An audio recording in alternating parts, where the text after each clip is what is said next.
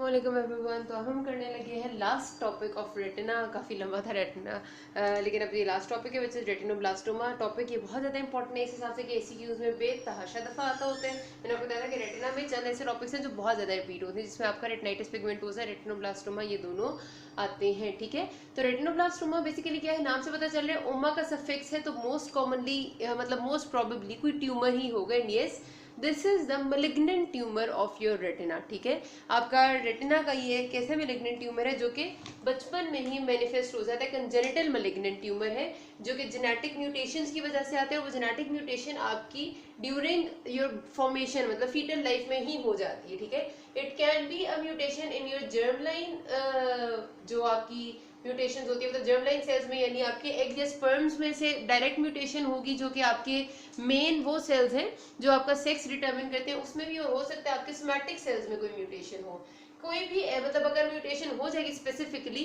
जो कि ज्यादातर होती है ऑन 13q14, यानी 13th क्रोमोसोम की लॉन्ग आर्म पे 14th पोजीशन पे। मैंने आपको पहले ही बताया था कि अगर हमारे पास ये क्रोमोसोम है तो this is the P short arm और ये क्यू होती है लॉन्ग आर्म। तो 13th नंबर क्रोमोसोम की जो लॉन्ग आर्म है क्यू, उस क्यू पे भी मल्टीपल पोजीशंस होती हैं, तो उसमें 14th पोजीशन पे जो जीन है उसकी म्यूटेशन होती है। और उस म्यूटेशन की वजह से जो रेटिना के सेल्स हैं वो मेच्योर रेटिना के सेल्स बनने के वजह, मतलब रेटिना में होते हैं मल्टीपल लेयर्स हैं और उसमें मल्टीपल टाइप के सेल्स हैं।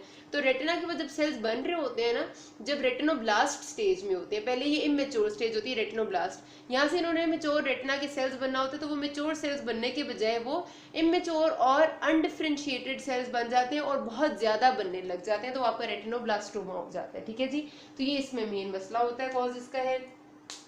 जो आपका कहते ही है कि इसमें फैमिली हिस्ट्री भी पॉसिबल है, इसीलिए इसकी दो टाइप्स हैं, एक हेरिटेबल है एक नॉन हेरिटेबल है। जो हेरिटेबल होती है उसमें बेसिकली आपका रेटिनोब्लास्टोमा जो प्रोटीन है ना उसमें प्रॉब्लम होती है। मैंने आपको पहले जिस तरह हम जिक्र करते हैं कि जब भी ट्यूमर्स कहीं भी बनते हैं तो उसमें सबसे ज्यादा हमने क्या चीज पढ़ी होती है कि कहीं ना कहीं म्यूटेशन ऐसे जीन में आ रही होती है जो किसी ट्यूमर सप्रेसर किस्म के जीन को, या ट्यूमर सप्रेसर जिससे प्रोटीन बननी होती है वो खराब हो जाती है। ठीक है, एंड यहाँ भी यही होता है, आपके पास एक जीन है आरबी जीन, जिसको कहते हैं रेटिनोब्लास्टोमा जीन ही उसका नाम है, जो इनकोड करता है आरबी प्रोटीन के लिए। ठीक है, अब ये जीन हर जगह आपकी बॉडी के सेल्स में प्रेजेंट होता है। ठीक है, रेटिनोब्लास्टोमा आरबी जीन इसको कहते हैं।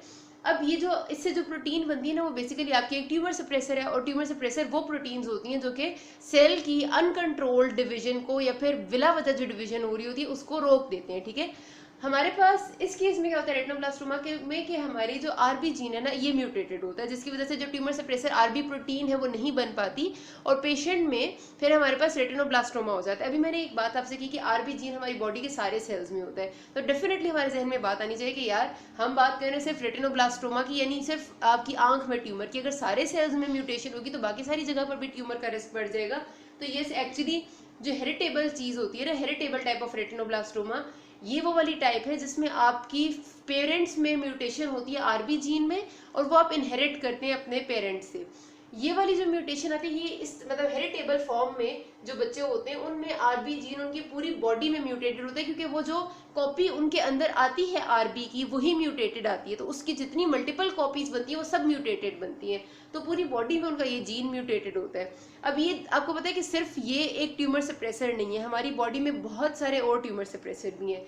इसका नाम रेटिनोब्लास्टोमा इस वजह से सिर्फ रखा गया है कि ये स्पेसिफिकली आपकी आंख के रेटिना के सेल्स की डिवीजन को बहुत ज्यादा लुक आफ्टर करता है। ठीक है, इसका नाम रेटिनोब्लास्टोमा जीन है ही इस वजह से कि ये आपके रेटिना के सेल्स की जो डिवीजन हो रही है उसको बहुत लुक आफ्टर करता है और उसमें अनकंट्रोल्ड डिवीजन को रोकता है।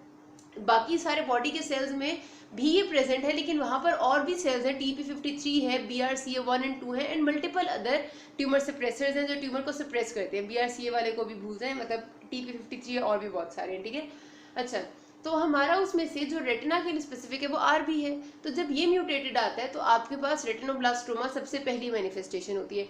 हेरिटेबल जो आएगा उसमें मैंने आपको बताया पूरी बॉडी में ये म्यूटेटेड होगा, तो पूरी बॉडी में आपका कैंसर का रिस्क थोड़ा सा नॉर्मल लोगों से ज्यादा होता है, मतलब कहीं भी और भी कैंसर डेवलप हो सकते हैं। लेकिन जो नॉन हेरिटेबल होता है वो सोमैटिक म्यूटेशंस की वजह से होता है और वो सिर्फ और सिर्फ आपकी आई में होता है, मतलब जो आई का रेटिनोब्लास्टोमा है ना वो आपका आफ्टर लाइक आपने इनहेरिट नहीं किया था लेकिन ड्यूरिंग फीटल लाइफ या कुछ ऐसा हुआ कि वो म्यूटेटेड होगा, लेकिन वो सिर्फ आई वाला होगा और उसमें रेटिनोब्लास्टोमा का ही सिर्फ चांस ज्यादा होगा। और इस केस में जो बच्चा पैदा होता है वो अपनी नेक्स्ट जनरेशन में सपोज अगर वो मतलब उसके बच्चे होते हैं तो उनमें ट्रांसफर होने का रिस्क नहीं होता, लेकिन हेरिटेबल में क्योंकि उसकी पूरी बॉडी में म्यूटेटेड है तो वो नेक्स्ट जनरेशन में भी ट्रांसफर होने का खतरा होता है। ठीक है, तो ये इसका सीन है।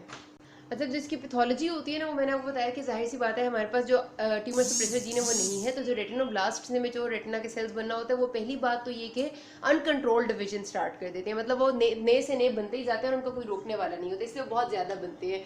और वो फिर ये है कि दो तरह से हो सकते हैं, या तो वो मतलब थोड़े पुअरली डिफ्रेंशिएटेड से हों, तो फिर वो फोटो रिसेप्टर्स यानी रॉड्स एंड कोन्स जैसे होते हैं किसी हद तक थोड़े बहुत, और अगर वो बहुत ही अनडिफ्रेंशिएटेड है तो फिर वो बड़े बड़े सेल्स होंगे, जिस तरह आपको पता है ना टिपिकल आपके मैलिग्नेंट ट्यूमर के सेल्स होते हैं कि बड़ा सा उसका हाइपरक्रोमैटिक न्यूक्लियाई है और nucleus to cytoplasm ratio disturb है, उस तरह के इमेच्योर और अनडिफ्रेंशिएटेड सेल्स होते हैं ये। ठीक है, तो इसमें जो ग्रोथ पैटर्न है ना कि किस तरफ ग्रो करेगा ट्यूमर, वो डिपेंड करता है मतलब वो बताता है कि हमारा ट्यूमर जो है वो आइदर रेटिना को डिटैच करता है या नहीं डिटैच करता है। ये आपकी आईबॉल है ना, सपोज करते हैं पूरी। ठीक है, और यहाँ पर हमारे पास ये कोरोइड है, मतलब पहले स्क्लेरा है, फिर कोरोइड है और फिर रेटिना है। ठीक हो गया।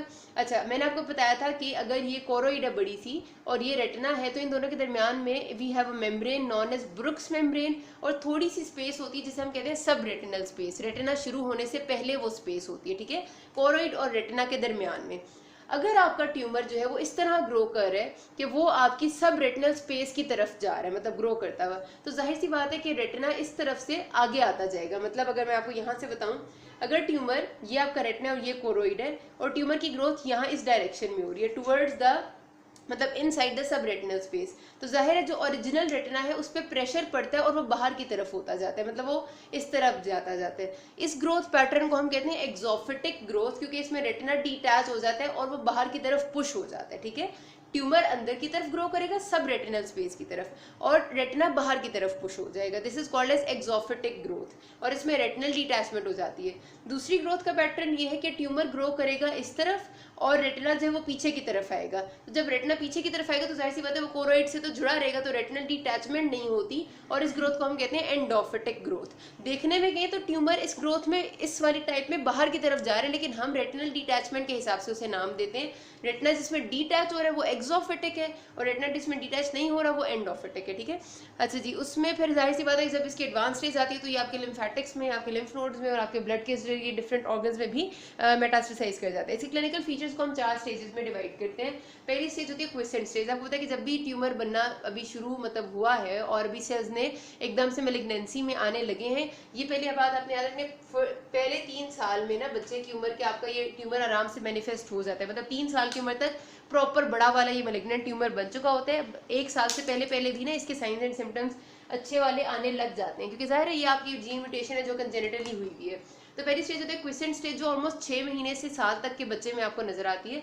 इस स्टेज में बच्चा प्रेजेंट करता है क्योंकि आपका जो ट्यूमर मैस है ना अभी वो सेल्स ग्रो होना शुरू में, और जो ट्यूमर के सेल्स यहाँ पर ग्रो हो रहे होते हैं ना उनके ऊपर कैल्शियम की डिपोजिशन हो रही होती है। ठीक है, व्हाइट पर्ली फ्लेक्स की तरह हो रही होती है। वो व्हाइट पर्ली फ्लेक्स क्या करते हैं कि आपके बच्चे का जो सामने से देखो ना तो जो प्यूपिलरी रिफ्लेक्स है उसको वाइट करते हैं, जिसे हमने कहा था ल्यूकोकोरिया का नाम दिया था हमने। ठीक है, ये नाम याद रखना है, पहली चीज बहुत इंपॉर्टेंट चीज है ल्यूकोकोरिया।